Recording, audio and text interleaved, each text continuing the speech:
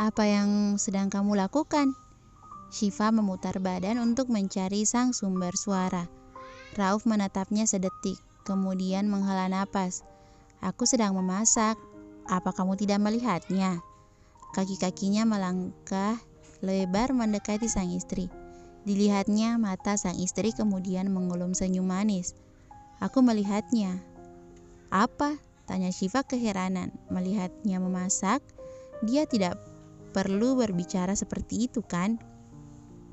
Aku melihat masa depan di matamu. Manik mata hitammu telah mengajakku berbicara. Jika denganmu hidupku akan lebih berwarna. Syifa tersenyum lembut. Entah sejak kapan Rauf menjadi sebucin ini. Namun yang pasti dia sangat menikmatinya. Di hari-hari belakangan, tidak ada lagi Rauf yang dingin kepadanya, yang bahkan untuk menatapnya saja enggan. Kini hanyalah Rauf yang sangat manis, bermanja-manja bersamanya dan selalu mengulum senyum saat menatapnya. Kamu tahu tidak, ada bidadari di muka bumi ini? Dahi Syifa mengernyit. Maksudnya apa? Apakah ada? Bukankah bidadari hanya ada di surga? Aku baru saja menemuinya, bercakap dengannya dan menciumnya. Dengan tatapan curiga dia bertanya, siapa?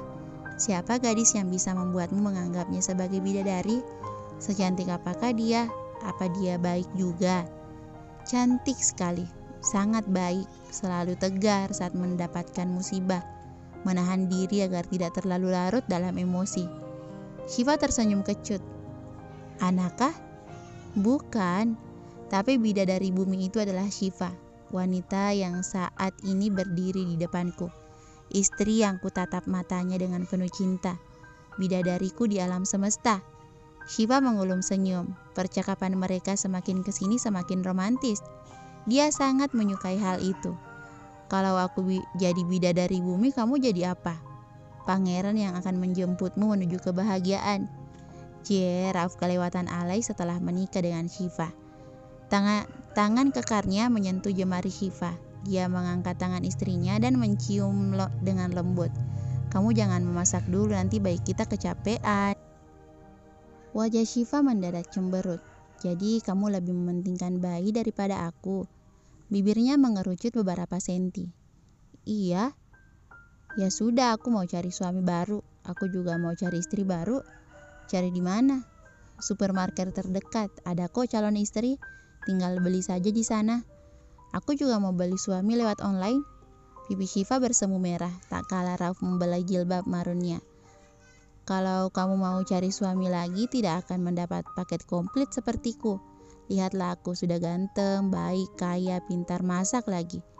Mereka melirik ke meja makan. Ternyata sejak selepas subuh tadi, Rauf sudah memasak. Mereka berjalan dengan bergandengan tangan menuju ruang makan. Seperti orang pacaran yang terikat janji suci dan telah dihalalkan. Kamu memasak ini semua?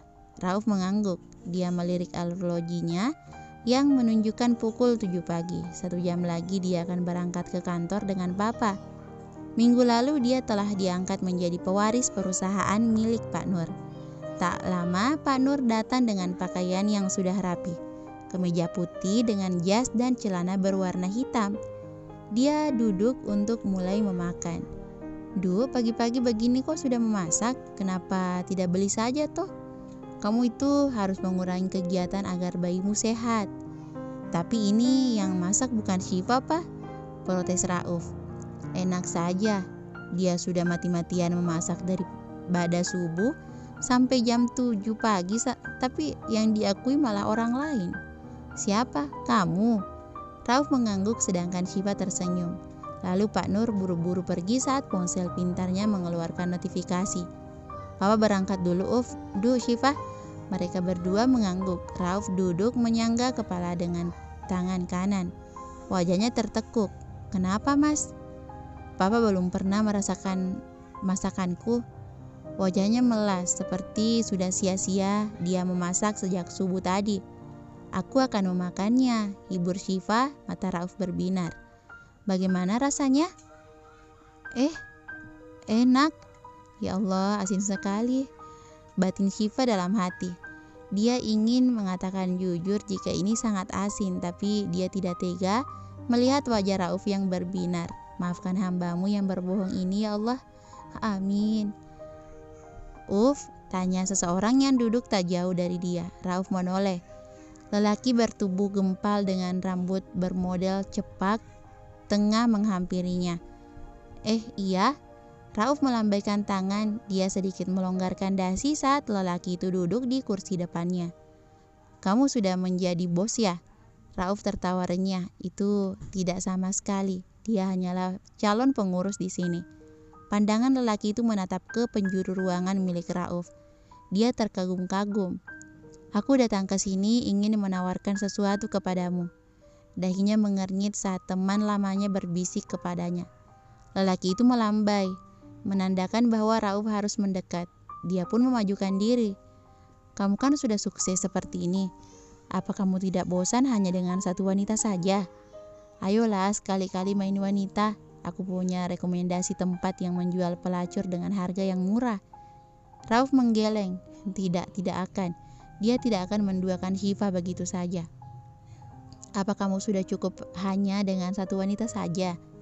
Di mana-mana pasti lelaki tidak hanya butuh satu. Alisnya naik turun menggoda Rauf. Lelaki itu menunduk. Sebuah foto wanita tanpa busana diletakkan di meja Rauf. Bagaimana? Apa kamu masih tidak tertarik? Dia menyeringai penuh kemenangan. Bersambung.